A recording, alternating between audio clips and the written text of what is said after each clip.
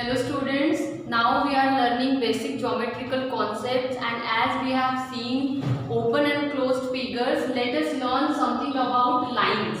Now there are different kinds of lines.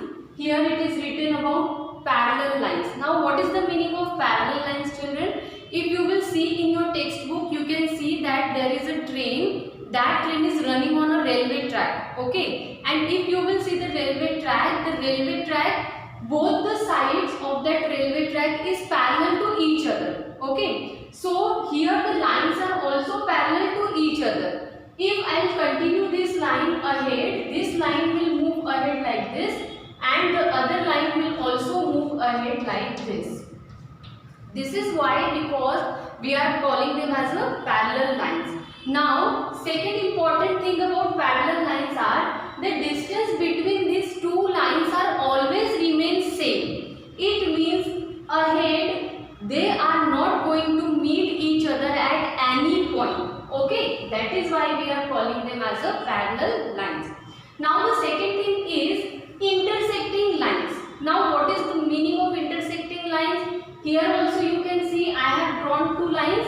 This line is called AB and this line is called PQ. When I am saying intersecting means these two lines are intersecting at one point and that point name is O. Okay. So we call them as intersecting lines.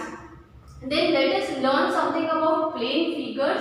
Now the first plane figure is a rectangle given. While we are talking about a rectangle, always remember there are four sides of a rectangle. Okay, this is the first side, second, third and fourth. Sides here also I have written. Which is your first side? That side name is A and B.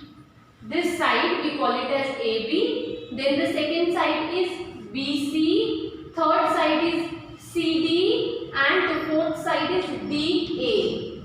In total there are four sides of a rectangle. Now let us see what is the meaning of vertices. Again, the meaning of vertices means when two straight lines are meeting at one point, that corner we call it as a vertices. So here D is the vertices, A is the vertices, B is the vertices and C is also a vertices. Third thing, when we are talking about a rectangle, in rectangle the opposite sides are equal. Opposite sides means which side, children? Suppose I am talking about AB. So the opposite side for AB is CD. It means these two opposite sides are equal. Then if I am talking about side BC, then this BC opposite side is AD. So these two sides are equal to each other. This was all about rectangle. Now let us see about square. This square you can see the name of that square is P, Q, R and S. Now how many sides are there of a square? A square has four sides. This is PQ, QR, RS and SP. And all the sides are equal to each other. We have learned, children, in your previous class that in a square all the four sides are equal. Then again, when vertices I am talking, again four vertices we have. P is the first vertex, then Q, R and S. So this was all about a square. Let's move on to our book exercise, that is exercise number 5, and I am going to read the question for you. Please look into your book. Draw a pair of parallel lines using the opposite edges of your ruler. Now when we are drawing parallel lines, it means two lines we have to draw. How you are going to draw these parallel lines? These parallel lines you have to use your scale. You have to keep your scale on the book or your notebook, and then from your first side of your ruler you have to draw that line, and then you have to draw the second line. This is called parallel lines. Again, the second question is, they have asked us draw a rectangle of sides 8 cm and 6 cm on a squared paper. Okay, here children I am making that rectangle on the board. After watching my video, you have to draw your rectangle rectangle on a square paper. So suppose this is the rectangle, suppose this is the square paper, okay, and I have to draw one rectangle there. Again I have to draw that rectangle. Your rectangle should be 8 centimeter of this side. It means this side also will be 8 centimeter, and the smaller length will be the standing line, that is the 6 centimeter. In this way we have drawn our rectangle here. Okay. Now children, let us see about tangrams. Now tangrams actually it's a kind of Chinese puzzle. Okay, if you go out and if you will ask someone for having that puzzle game in any toy shop, you will get to know that tangrams are actually a Chinese puzzle, and it's a mixture of 3 shapes where you will have triangle, square and any polygon you will have. So if I am talking about 5-piece tangram, you will get 3 triangles in that. Okay, if you will have 7-piece tangram, you will have 5 triangles. Children, this tangram we use specifically when we are making our these kind of shapes of animals. As in your textbook also you can see example number 1, 5-piece tangram can be joined to form the following picture, and this the second picture below, it's a 7-piece tangram. Children, now on page number 94 you have solid shapes. So let us learn about solid shapes. Shapes that occupy some space inside on the floor, we call it as solid shapes. Okay. If you can see these 2 images, you can see that in solid shapes we have got plane face, okay, then we have got vertex and we have got straight edge. Okay, so let us all learn what is the meaning of plane face. This is the plane face which an object has got, which we can see directly. Okay, then vertex means when 2 straight lines are meeting at one point, we call them as vertex, and then straight edge means this is the corner.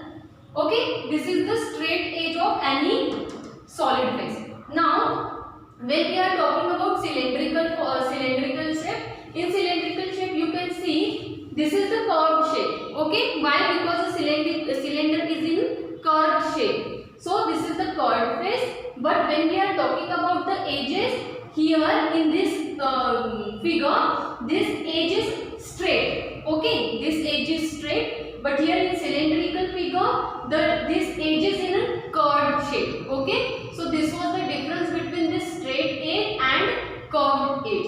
Let us see some of the more solid images in your textbook that are given on page number 95. When I am talking about a cuboid has 6 plane faces, okay, 12 edges and 8 vertices. Its opposite faces are identical. Identical means equal. Then let us talk about cube. A cube has 6 plane faces, okay, 12 edges and 8 vertices. All the 6 plane faces are squares. Then the third one is sphere. A sphere has only one curved face. As you can see in the picture in your textbook also, a sphere has only one curved face. It has no vertices and no edges. Why? Because only curved faces there. No straight lines are there in a circle. So we cannot write there are vertices or edges. Then coming to cone. A cone has one plane face and one curved face. You can see at the bottom of the cone a plane face is there and this is the curved face. It has one curved edge and one vertex. At the top of that cone you can see one vertex is there. Then your number 5, that is cylinder shape. A cylinder has 2 plane faces and one curved face. It has 2 curved edges and no vertices. Again here no vertices because 2 straight lines are there but they are not meeting at one point. So no vertices. Now see children, this was something about your solid shapes. The next topic is views of solid shapes. Okay, when we see any object, the view can be different from different position. Okay, for example, when I am standing in front of the camera, you can see my front view. Okay, this is my front view. When I am moving myself towards my right, you can see my side view. Okay, and again when I am moving myself to my left side, you can see my this side view. Similarly, when you are seeing any object, that object can be seen differently from different positions, and these are the some positions that we can see. Now there is front view. Okay, this is my front view, right? Then side view, this is my side view as you can see, and this is the top view. Means if somebody is going to see on my over to my head, this is my top view. In your textbook also you can see an object, that is train object is given, and different side, front view, side views and top view is also given. Children, this exercise number 7 is based on your views of solid shapes. You have to do it on your own in your textbook.